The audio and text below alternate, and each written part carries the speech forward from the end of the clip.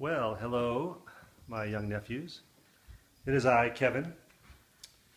We are doing our Word of the Week, number 4. And let's have a little review maybe first. So what does that say? What says Kevin? Yeah. Okay. Just so we know. We've already had 3 words of the week, 1, 2, and 3. And I'm wondering if you can remember what the first one was. Ah, yes. Authenticate. And authenticate means what? That is right. To prove something is real. I would have to go bigger. And word number 2. Okay. Word number 2, I believe, was what? Cogent. C-O-G-E-N-T. And of course, cogent has some numerous meanings. The simplest meaning is somebody explaining something in a clear, understandable fashion. So you'd like people to explain things to you cogently. And then we have word of the week number 3, which was last time. Remember what that one was? You remember, young lady? No, I didn't hear what 3 was. Oh, 3. Contiguous. You-us. And we talked about contiguous meaning things that are kind of all connected together. There are 48 states in the contiguous United States of America.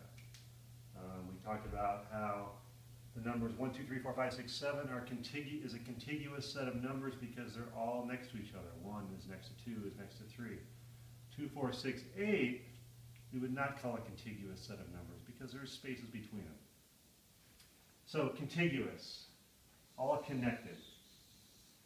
You would not go out on a frozen lake if the surface of the lake had non-contiguous chunks of ice in it, because that would mean the lake is not fully frozen over.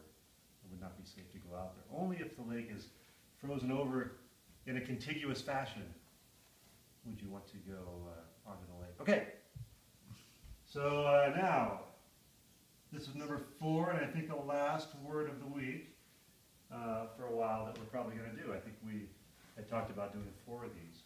And I've sort of debated back and forth on which word to go with for the 4th word. I've had a couple, at least 3 different words in mind.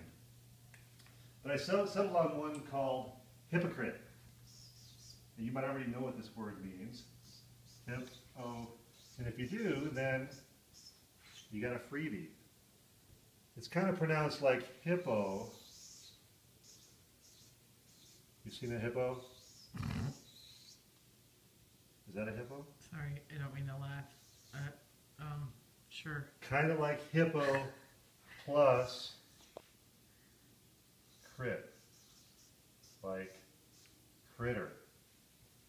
But it is not, hypocrite is not a hippo.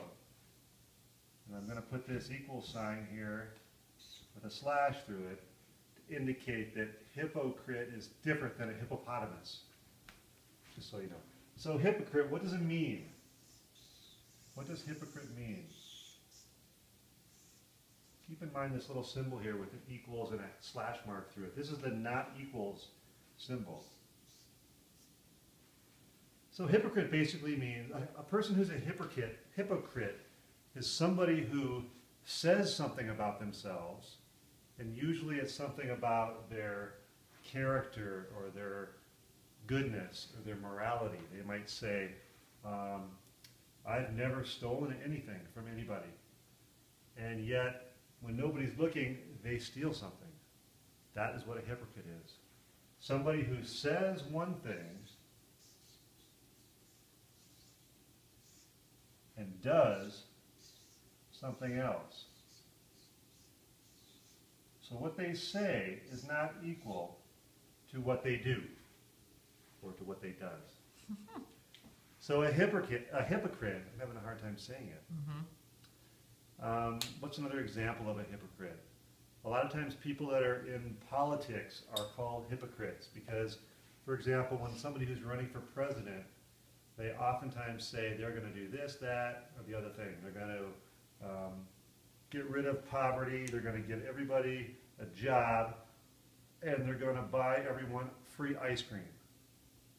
And when they get elected and become the President of the United States, they don't do any of those things.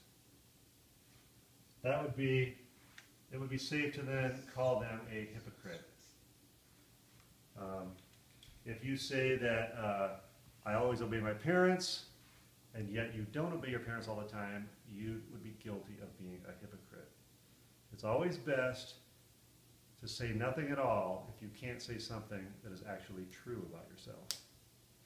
So in other words, if you're going to say something about yourself, make sure it's true, because if it's not true, you too will be guilty of being a hypocrite. Okay, that's it. Word of the week number 4. Thanks for tuning in. Bye. Bye.